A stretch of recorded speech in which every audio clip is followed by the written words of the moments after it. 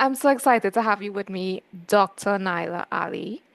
Um, it's been amazing working with you on this chapter. You are contributing so much to the world, especially in the cocoa industry. And I just, first and foremost, thank you for your time because I know you're a very busy lady, extremely busy lady. But I also know that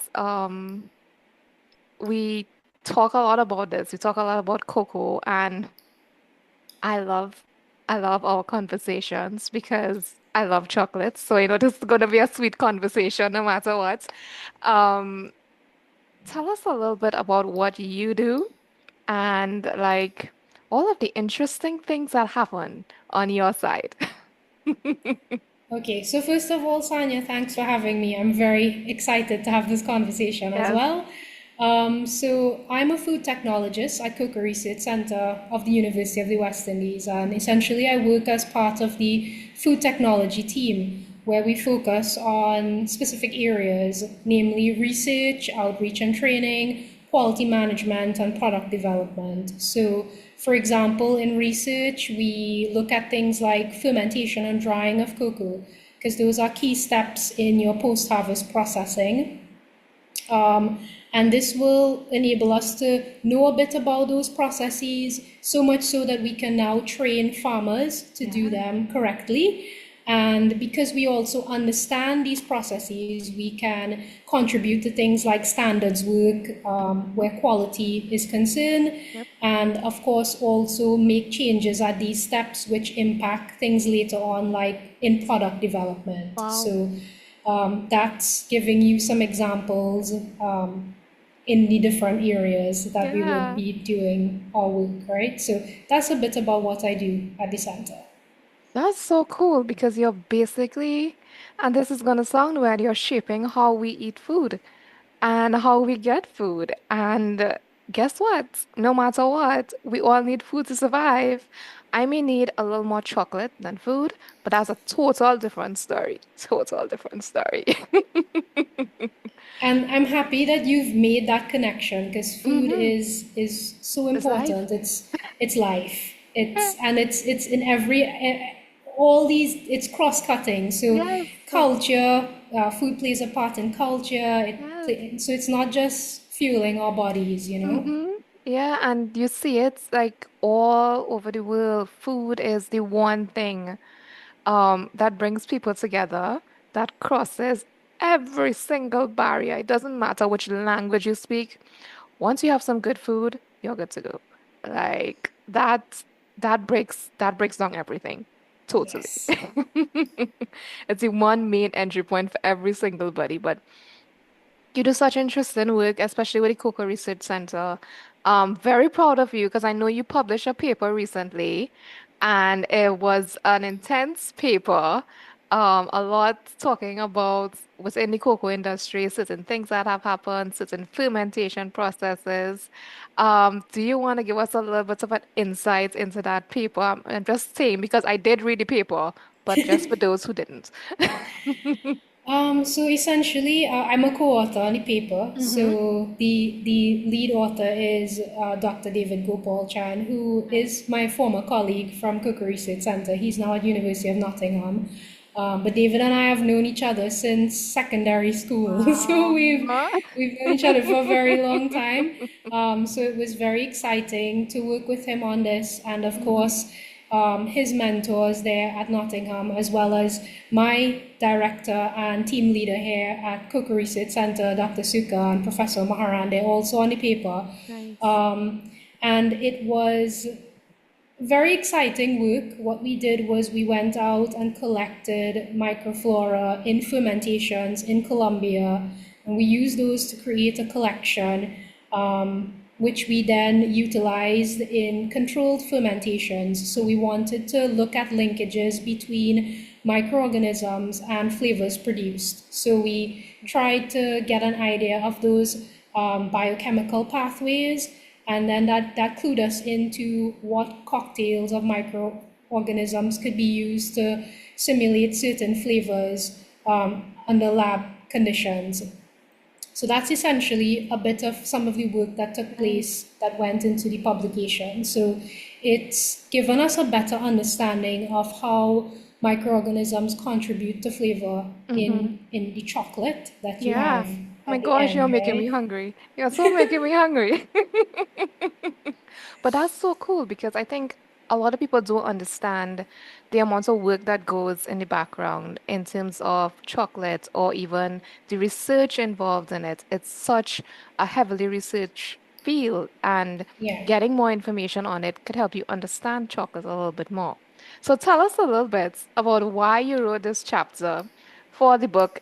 Um, Not just me bothering you about it and saying, yes, I think you should write a chapter, definitely. So, firstly, I want to thank you for allowing me to use the chapter in this way, right? Because I know that there were points in the process when I was worried that I was straying off from Oh, the focus that you had for the book and for the series. I enjoyed the other books in the series and the stories, even in this book, where people would have given some insight into their journey in STEM. hmm And that's great. I mean, I've had quite a tumultuous journey in STEM as well. But I kind of wanted to use the platform to describe how my work and my presence in the STEM field can empower others. Yes, And being working in cocoa, I've been privy to sometimes some of the negative aspects right? of the cocoa industry. And interestingly, as I would have just described when I explained some of the study that took place for the paper, a Yeah, lot of my research is centered around cocoa post harvest, so that's right. fermentation and drying. And these are key quality determinants, right? hmm So maintaining quality is quite a struggle. And if you look at some of the literature, well, a lot of the literature actually, dealing with gender in cocoa production, hmm women actually are the ones doing a lot of the Yeah. post-harvest processing on farms, hmm right? So you have all these women carrying out these processes that are determining quality. And sometimes, people say that we're not improving quality, we're not getting quality up to the standard that it should be. hmm But why is that? And if you dive a bit deeper into it, you realize that a lot of the women carrying out these tasks, they are basically not allowed to do training in Right. some cases. They are still not able to access things like hmm grants for Right. certain things. In some of these countries, there are laws prohibiting women from even inheriting land.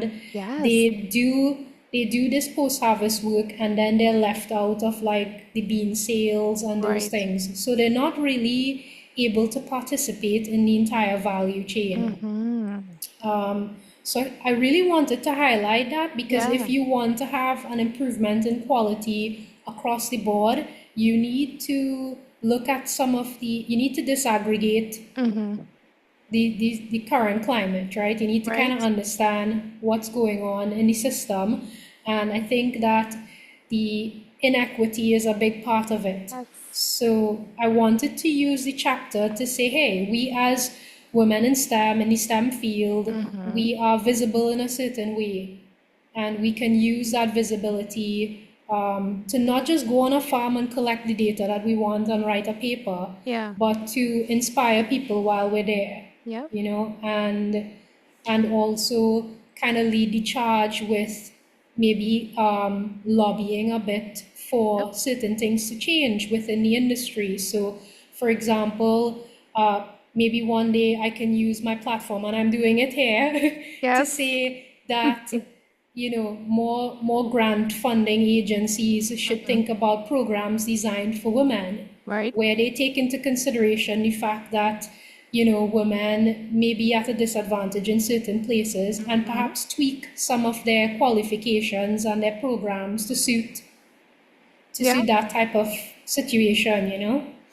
So that's kind of what I wanted to do with the chapter, and it's Yes. sort of a roadmap, keeping within the word Yes. limit that I had, right? Kind of like a roadmap to how we can approach this hmm in. And I mean, if it impacts anybody at all, I think It my job does. is done. It does. It impacted me straight off when I was doing the editing, straight off, definitely.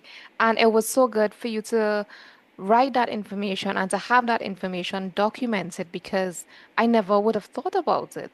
Like, we see the finished product and we're like, yes, it's pretty, it's good. Oh my gosh, it tastes so good.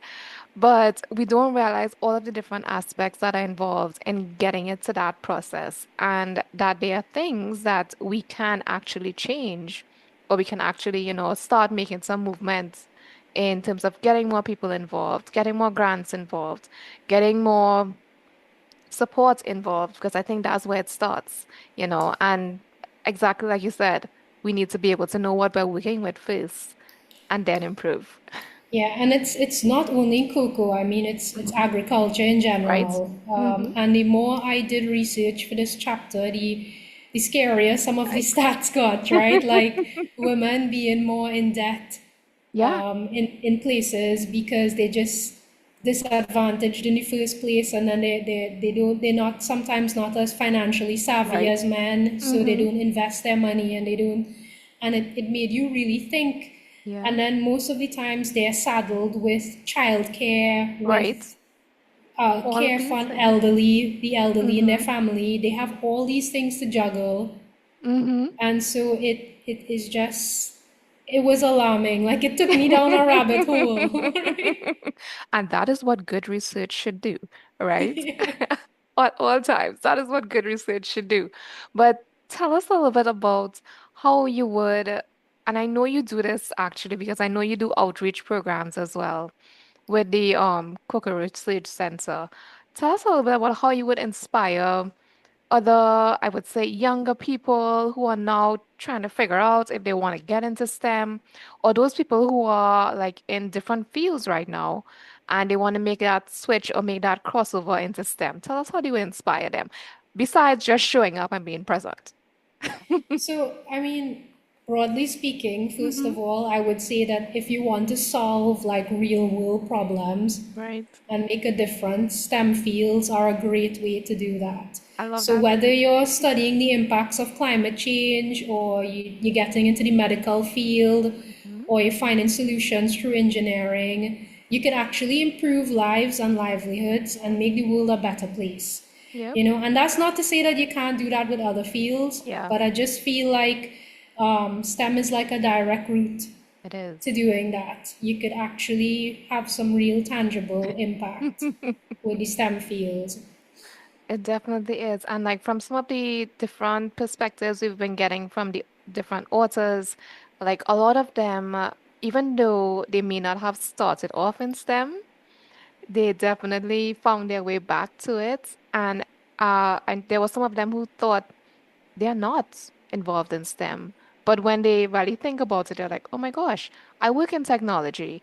I work in some parts of engineering, some parts of manufacturing. I am a woman in STEM. Like, I didn't even realize it before, right? So I think it's also mindset as well, because a lot of times we're like, we think we may not be in STEM, and STEM is this very touchy area that is a lot of maths and also calculations, and it's like, oh my gosh, I can't do the science, yeah. But we do science every day. Yeah, Like everybody has we to do. eat, and that's where food Yeah, science I comes mean, in. food science, very basically the love of my life, right? If you want to prepare a meal, you're doing a whole lot Yeah. of food science. Oh my gosh, yes, it does Just not. cooking, just making your lunch, Yep, right? yep, every single day, right? So we are all involved in STEM, whether we realize it or not. But Naila, thank you so much for everything that you do, that you constantly do, and getting the word out there, especially with the research and everything that's been going on with Coca Research Center. If you have not read her chapter yet, you're missing out on so much. I can't give out all of the information, but it's a really good chapter. Check it out. It's chapter 15, The Empowering Woman in STEM book. Thank you so much for your time this morning, Nyla. And we will catch up soon for sure. Bye.